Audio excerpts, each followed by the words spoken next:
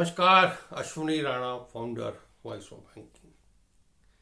आज बात करेंगे एचडीएफसी बैंक की। एचडीएफसी बैंक के पार्ट टाइम चेयरमैन श्री अतनूर चक्रवर्ती के इस्तीफे की। क्या ये एक इस्तीफा मात्र है या इसके पीछे कुछ और छुपा है? जब से चक्रवर्ती ने अपना रेजिग्नेशन दिया है बोर्ड से, बैंक से, तब से मार्केट में एक भूचाल सा आया हुआ है और देश के सबसे बड़े प्राइवेट बैंक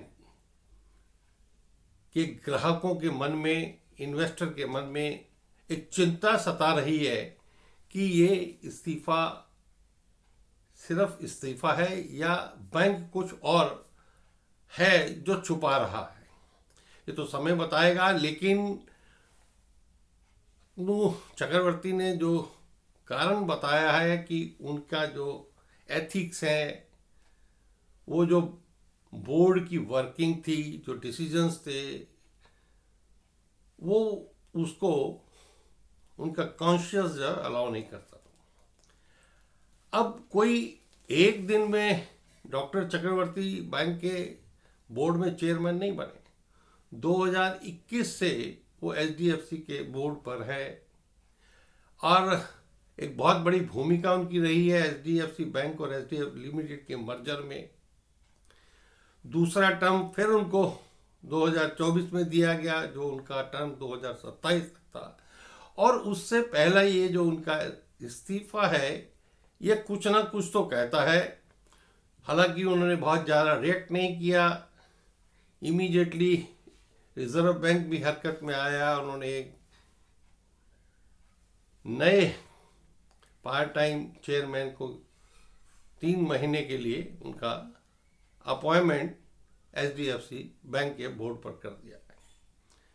अब क्या है कि ये जो बोर्ड में रस्साकसी चलती है कई बार, ये उसका नतीजा लगता है। हालांकि बैंक सुरक्षित है, रिजर्व बैंक के अनुसार भी, एचडीएफसी के प्रबंधन के अनुसार भी बैंक में कोई दिक्कत नहीं है। बैंक के इन्वेस्टर को, डिपॉजिटर को घबराने की जरूरत नहीं है। लेकिन सवाल जरूर खड़ा करता है कि भाई जो चेयरमैन बोर्ड के थे, उनका इस्तीफा इसलिए क्योंकि उन्होंने बहुत सारी चीज़ें ऐसी हैं जो वो करना चाहते थे या जो हो रही थी, वो उसको एक्सेप्ट नहीं कर रहे थे और वो जो कहना चाह रहे थे वो वहाँ हो नहीं रहा था। ये सिर्फ बोर्ड के अंदर की लड़ाई है या कुछ और है, इसको जानने में थोड़ा समय जरूर लगेगा। लेकिन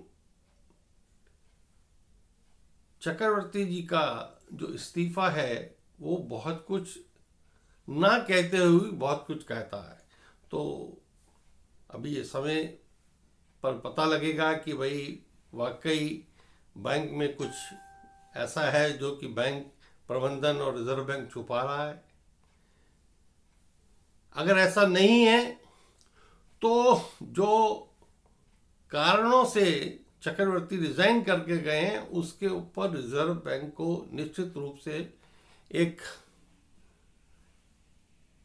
अध्ययन करवाना चाहिए, एक इंस्पेक्शन करवाना चाहिए और उनसे बात कर कर पूछना चाहिए भाई ऐसा क्या हो रहा था जो कि उनके एथिक्स के विपरीत था। क्योंकि ये सिर्फ बोर्ड की लड़ाई नहीं है, ये एचडीएफसी बैंक के निवेशकों की, एचडीएफसी बैंक के ग्राहकों की, उनके पैसे की और बैंकिंग की साख का मुद्दा है। तो इसलिए रिजर्व बैंक को सिर्फ इतना कहकर पल्ला नहीं झाड़ना चाहिए और उनको आगे आकर इसके ऊपर एक पूरी इंक्वायरी बिठानी चाहिए और उस इंक्वायरी में चक्रवर्ती को भी बुलाकर उनसे पूछना चाहिए कि ऐसी कौन सी चीज़ें थी जो उनके एथिक के अनुरूप नहीं हो रही थी, ताकि रिजर्व बैंक को भी पता लगे और बैंक के ग्राहकों को और निवेशकों का जो पैसा है वो सुरक्षित हो चुके। ये वीडियो अच्छी लगी हो तो कृपया लाइक करें, शेयर करें, चैनल को भी सब्सक्राइब करें ताकि और भी बहुत सारी महत्वपूर्ण जानकारियाँ आप तक पहुँचाता रहूँ। नमस्कार।